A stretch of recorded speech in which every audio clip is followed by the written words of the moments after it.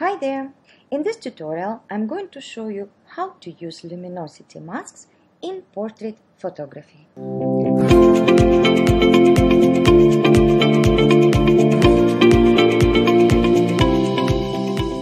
Let's begin with today's tutorial. We all know that Photoshop is a magical program for which there is multiple ways to accomplish any one task.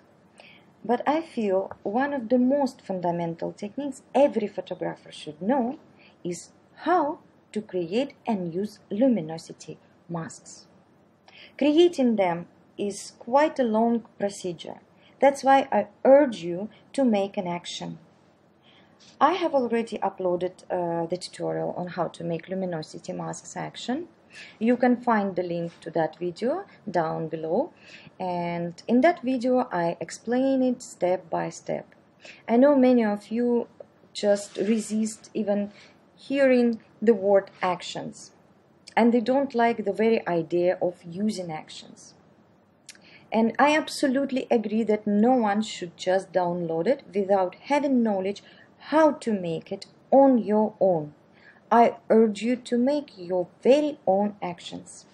You may see I have a bunch of them here, and they save a lot of time in my retouching workflow. All they do is to drop down some adjustment layers and attach some layer masks, which is a monotonous, and I consider it as a labor work. So I don't want to waste my time on repetitive actions. Instead, I concentrate on its creative part. So let's begin with my very own luminosity masks. And if you still are not convinced and you don't want to do it on your own, you can download the Easy Panel free on the internet. It's a kind of bunch of actions, quite useful, and it has also luminosity mask for brightness, dark and mid-tones. My mask does not contain mid-tones just because I didn't find it useful for my portraits, but you can try that as well. I know luminosity masks, a majority photographers in cityscapes and landscapes using that, but it's extremely useful for portraits, and you will see why. So, as I said, you can download Easy Panel and use its actions. There are a few very useful actions like dodge and burn and sharpen. Or I'm going to my luminosity masks action and I press the button play. Go back to layers, you will see nothing. Nothing is generated because everything is in channels. So I have my masks in channels. It's a luminosity values of 1, 2, 3, 4. Basically the stages of brightness, right? And same comes for the shadows, yeah? And let's begin with analyzing this particular image. Yeah, let's analyze this image, and what I personally would like to do is to darken the background and probably highlight already highlighted areas. We start with highlighting her cheekbones and forehead, and we will try to see which masks will work for that part. When I press light 1, you can see that pretty much all the image will be brightened up. We don't need this. Light 2, the face and the body entirely. Light 3 is exactly what we need, just the area what I am aiming to brighten up. And light 4 is extreme highlights, which already is quite strong. So I'm not selecting that, I'm selecting light 3, and now I need to place these masks on some of my adjustment layers. For that, you have to hold Command or Control key, and with the mouse, one single click on the channel thumbnail, you will get your selection. Don't forget, anytime after selection, you have to get back to RGB layer mask. Okay, so back to RGB and back to layers. Now we choose adjustment layer curves. For the contrast I use my curves, So I click on that and the mask already placed right over here. Now all I need to do is to catch this curves and to just pull it up to make it brighter, or pull it down. I'll just exaggerate the effect for you just for the sake of demonstration. Pull it down to reduce the highlights, kind of mute it, make a matte finishing photo. So in my case I want to pull it up just a bit, so you can see the cheeks are nicely brightened up and whatever I wanted is looking nice and bright. Now to darken the background I have to go back to channels and work on shadows. So shadow 1 and shadow 2, pretty much a lot of dark areas selected, plus the skin. It doesn't actually matter for my purpose anyway, because I want to just darken the background. I could do it even without luminosity masks. On this particular purpose I could use just a brightness and contrast layer, but I'm so habitual to use with luminosity masks, and even for the shadows in such values where it's a lot of shadows gonna be affected. So let's select the shadow number 3, and again the same process. Just hold Command or Control key and click on a channel thumbnail. Go back to RGB. You will see clearly the selection. Go back to layers. Pick the adjustment layer curves. Alright, now your selection right over there, and just pull it down to darken. Yes, I know pretty much everything gets dark, all the dark areas I mean, and for that we can simply pick an eraser, and with the soft bright hardness 0, size obviously will vary, depends on the area you want to. Okay, if this happens means you are not on the right primary color, you have to just switch it. Okay, you can switch it right over here or using the X key. Yeah, so you can see the primary colors keep on changing. So you see, please, if it happens, you have to change the primary color so the white comes up and black down, and we just erase this effect from our model's face, hair, and basically from entire model's body. And let's see, and this is before and after. So if by mistake you have erased more than you wanted, you can always again switch your primary color and fix it, get it back to normal. Yes, or you can erase it completely, or you can get it back to normal. Probably it's too much, so I can reduce the opacity and get it back to as it was. So let's see before and after. Let me just erase a little bit more of the hair, and we will see before and after.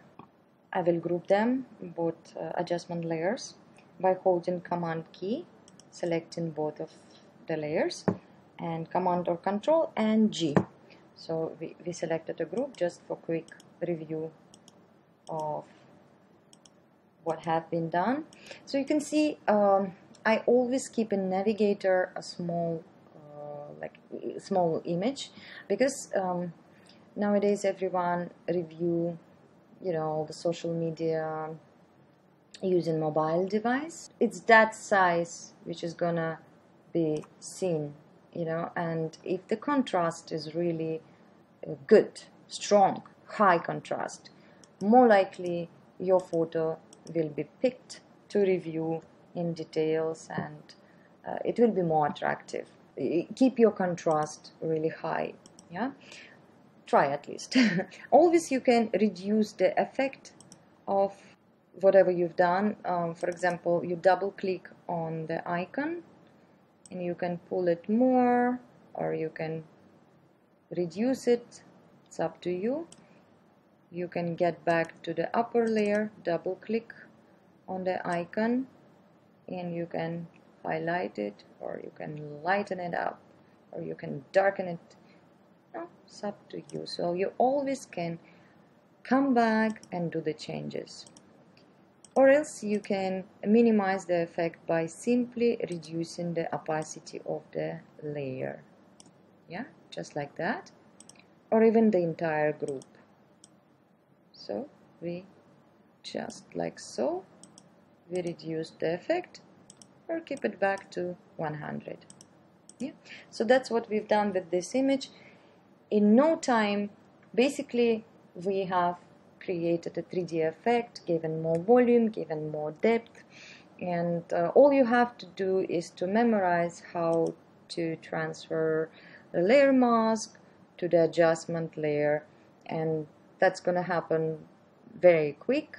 Your fingers will know which button to press on your keyboard. So let's go to another image, and here it's a beauty portrait, and obviously in beauty portraits nowadays it's very in fashion to give a lot of highlights, and as we can see, makeup artist already did his best and pretty much highlighted the cheekbones, the nose, even the body with special powder. So if we want to enhance or, for example, mute the highlights, again we can go back to channels and select the appropriate lights volume. So say number 3. Yeah, let's again copy that and paste to the adjustment layer, holding Command or Control key, one click, and you will see the area is selected. Go back to RGB. You can see it now very well. The selected area is twinkling. Go back to layers, press on curves. Now you have your mask right over here. Again, all you have to do is just to pull your curves down if you want to reduce the highlights, or you can pull it up if you want them to shine. It's all about what kind of makeup was, what is the style of the portrait, and of course the fashion. Now it is in fashion, and for example, old school photographers consider this a sweat. They say, why is your face is so sweaty? But this is what is in fashion right now. So forget about fashion, do what you please, do what you like.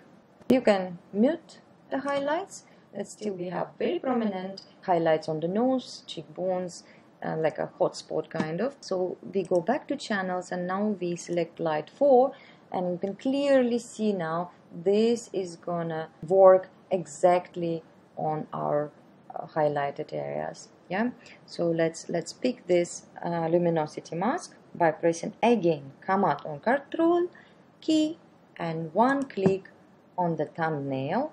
Go back to RGB, back to layers, press curves, adjustment layer, and now you can pull it down to mute, or can pull it up to increase. So it's up to you, down or up. Alright, it's up to what exactly effect you are looking for. So why it is much better when just a brightness, for example, or exposure adjustment layer, right? As you understood, it works on particular volume of brightness. So the entire image is going to remain the same, and only the highlights or the selected by you, one of this, as you can see, one of these 4 highlights will be affected, nothing else. Or the shadows, only the selected ones. So it's an incredible way to achieve the result in no time. Alright, so let me bring this down, as we wanted, for the sake of demonstration, just to show how you can mute. It's also very useful if you got some hotspots and you want to reduce and make it matte finish in kind of soft light. Though I do not advise you to overexpose anything.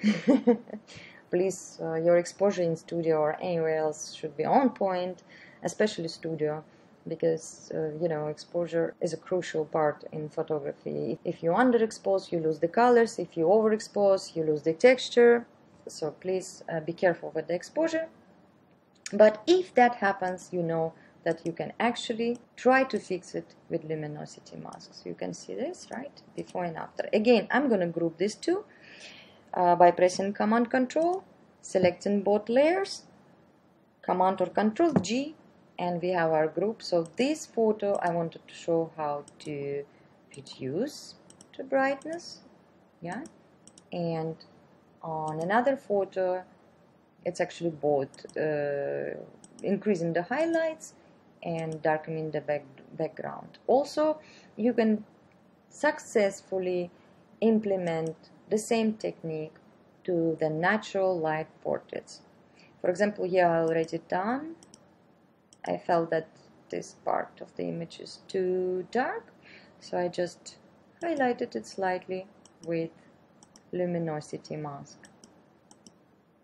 Again, if some area you don't want to be affected, you can always erase it with the eraser, as I explained earlier. So this is it. This is it, and you can check the result before and after in case if you want to mute the highlights. And I will show you from a smaller size again, before and after. And I hope that is going to be very useful. If you have any questions or any particular request on what topic you would like me to make the next video, please write it down in the comment section, and subscribe if you would like to continue receiving from me my video tutorials. And also don't forget to like. That really gives me motivation to continue. Thank you so much, and keep on creating. And always remember that famous quote that art is not a competition but contribution. So see you later. Bye bye.